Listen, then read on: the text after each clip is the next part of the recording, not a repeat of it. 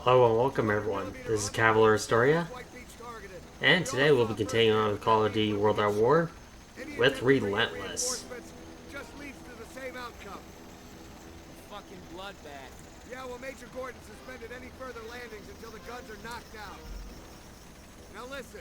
So, this is about securing the remainder of Pellu, and we're going to be taking that little rock cliff area that we saw in the first, the initial landing on Pellu.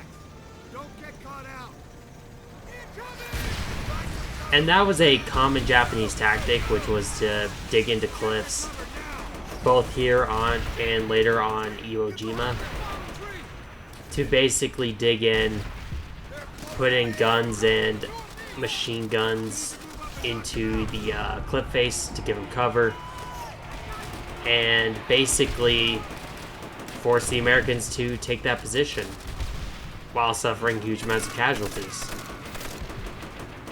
Now obviously we have the M1919 30 caliber machine gun. This is specifically, hang on, the deployable. So that, I think that's the A6 is what they're meaning. The A6 version of the Browning. The A6 was an upgrade that gave it a buttstock as well as a better. I think mainly the buttstock was the huge big difference with the A6. It was not particularly liked because it was still pretty dang heavy, and you didn't really have the benefit of a tripod in order to help you actually aim it.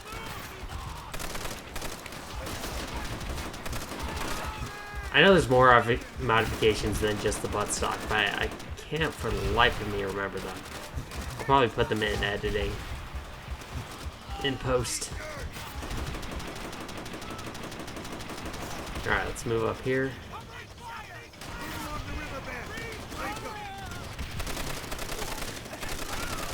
Now, I will say, Private Miller here is an absolute champion. Being able to wield this gun by himself, reload it by himself. This is like a this is at minimum a two-man. You need two guys to operate this, a gunner and a loader. And ideally you want more, you want like 4 guys on this gun. But of course, because we are a protagonist, we can just do that. Run around with a machine gun, fire it from the hip, which funny enough in this particular case you would actually fire it mainly from the hip. And hold the gun up, aim down the sight with no support. The joys of being a protagonist in a shooter. Because realistically, you would not be able to do any of this stuff that Miller here is pulling off. Yeah, and you would not be able to reload that quick. But to be honest, that's kind of a little bit of realism I'm willing to kind of like overlook, because it's just for the sake of gameplay. Being an actual machine gunner would kind of suck.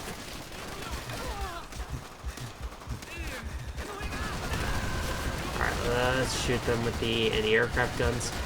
But yeah, being a machine gunner would actually kind of suck for a first-person shooter, because the whole point of a first-person shooter is that you keep advancing forward, you keep pushing, and you keep moving. And that's kind of antithetical of a machine gunner. You would actually just plop down, deploy that bipod, put on a good steady cover or really any object that would give you a bit of help holding this gun up as well as dealing with the recoil. And like that stuff would be impossible to do as a machine gunner. But, hey, it's for the sake of gameplay. You just face through that wall. Alright, let's move up with this shotgun. Oh, he's still alive. One thing I do like about this is that it still shows the shotgun having some range. A lot of times in, especially older games, they tend to treat shotguns as being like super close range. And to be fair, shotguns can actually hit targets a lot further than you think, like usually about like 25 meters or so. So like right here is where you would absolutely work.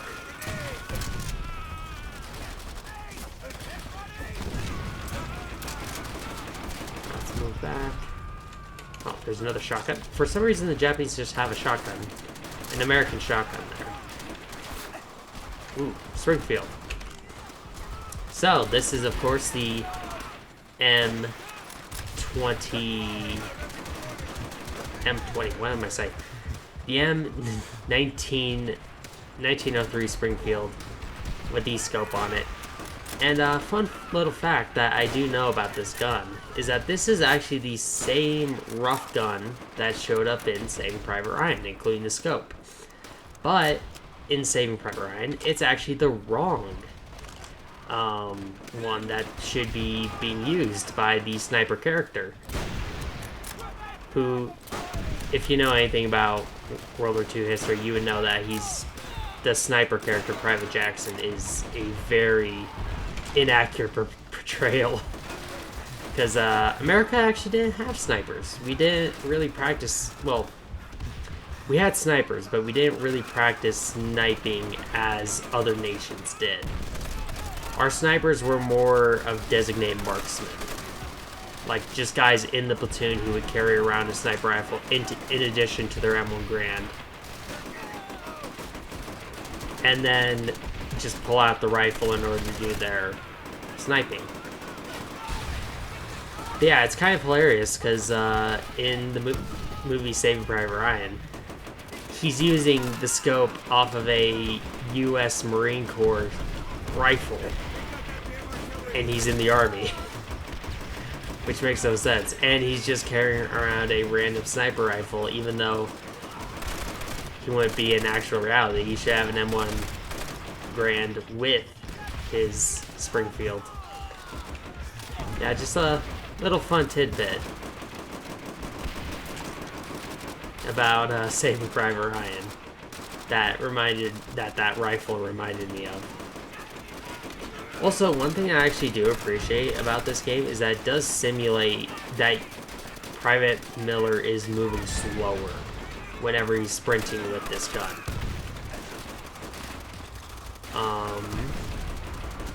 Because, yeah, you would be going a lot slower. This gun would weigh a lot, and especially with how much ammo we are carrying, this would weigh a lot.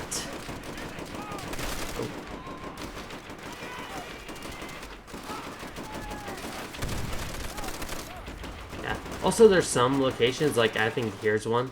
Oh, yeah, where you can actually mount your gun, which I appreciate. So that way you could just kind of like mount it up and then, you know, be an actual machine gunner. Problem is that I do kind of notice it's buggy. If you don't get at the right angle, you'll end up shooting cover in front of you, like I was doing just then. So it's just better to fire it this way. In the game, in real life, this would be a horrible way to hold this gun. Like, that's how you kill your arms right there.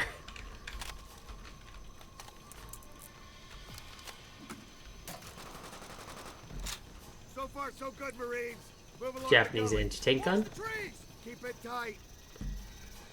I don't know that much about anti-tank guns in general. Not even like American ones.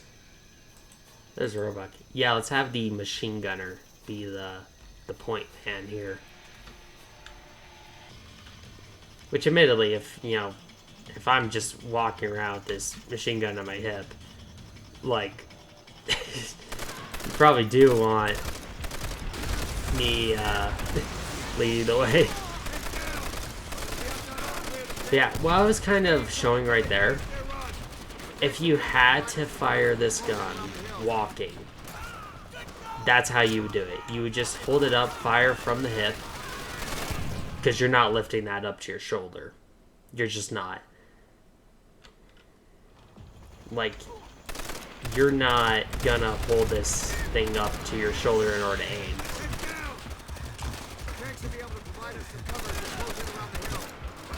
Yeah, so I wish I shot him fast enough.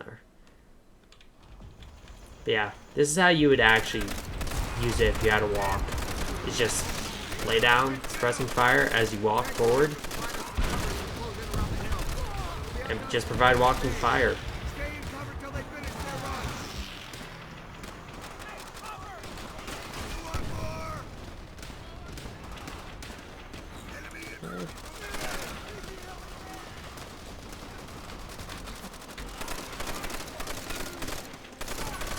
Yeah, you would not be able to actually hold this gun up to your shoulder. It's kind of bothering me. I know I've kind of dismissed it as being, you know, it's a game.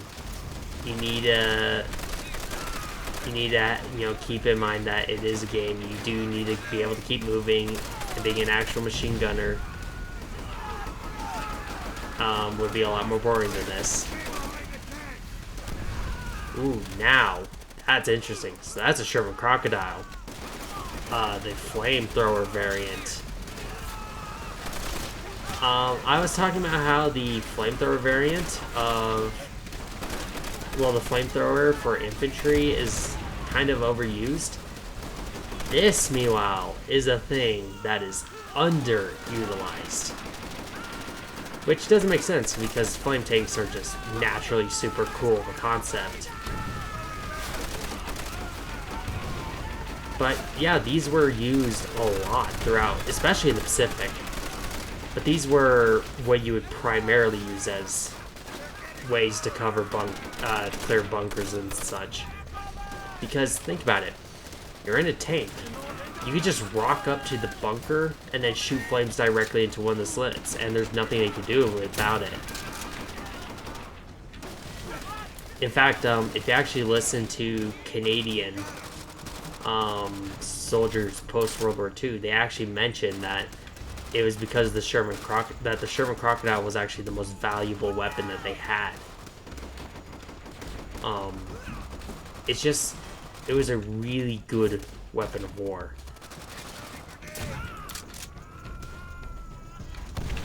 Yeah, so less handheld flamethrowers, more flame tanks. Flame tanks are cool.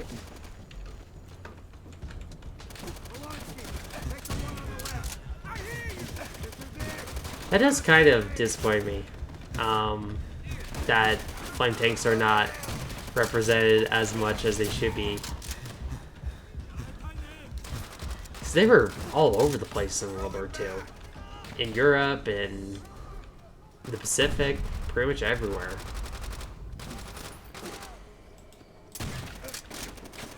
If there were Shermans, there were Sherman Crocodile tanks. Although I believe it should have a trailer following it behind it, carrying all the fuel for the flamethrower. And actually replace the main gun. So you can't have the main gun and the flamethrower with it.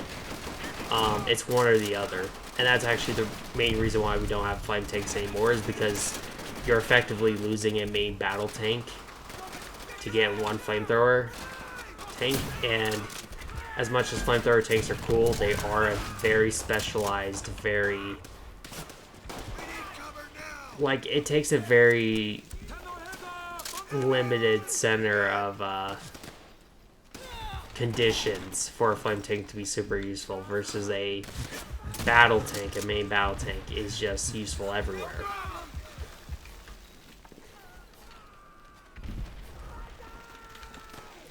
Got someone Bonze charging.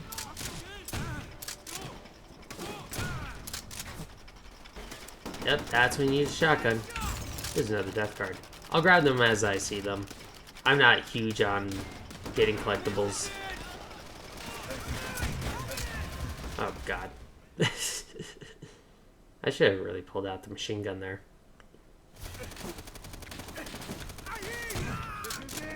Right.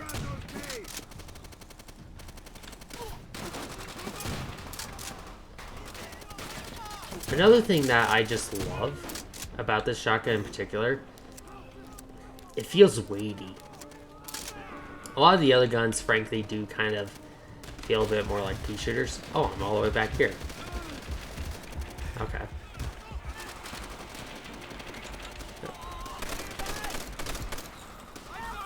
Alright, time to clear out this chamber again. Which obviously, machine gun, pretty good at clearing out stuff like this. It turns out a lot of firepower is good. It's always good.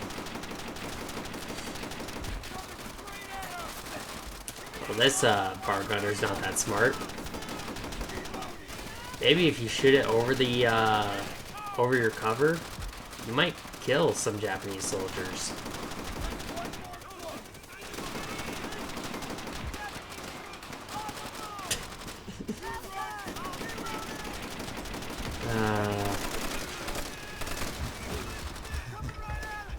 I'm gonna see if this guy actually can shoot over it. Get at least one bullet over. Nope.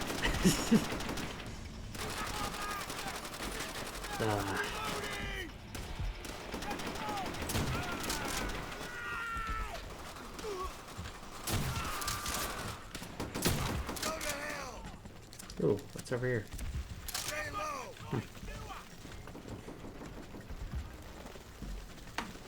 Alright, let's go up this section with Blonsky.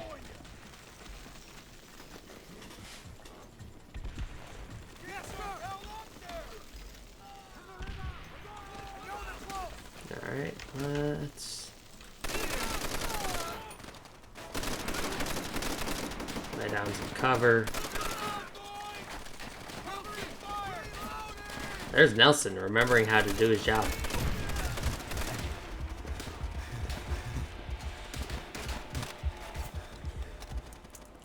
I just find like little like AI screwing up kind of entertaining. Unless if it gets me killed, in which case I hate it. I'll pop out, Nelson. Pro grenade.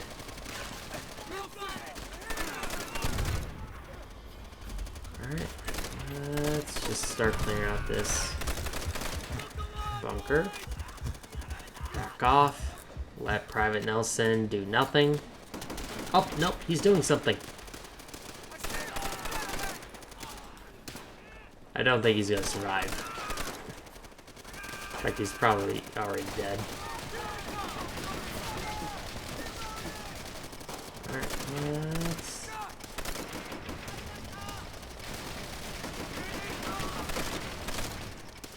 Alright, where's this automatic Japanese gunner? Again, he's shooting into cover.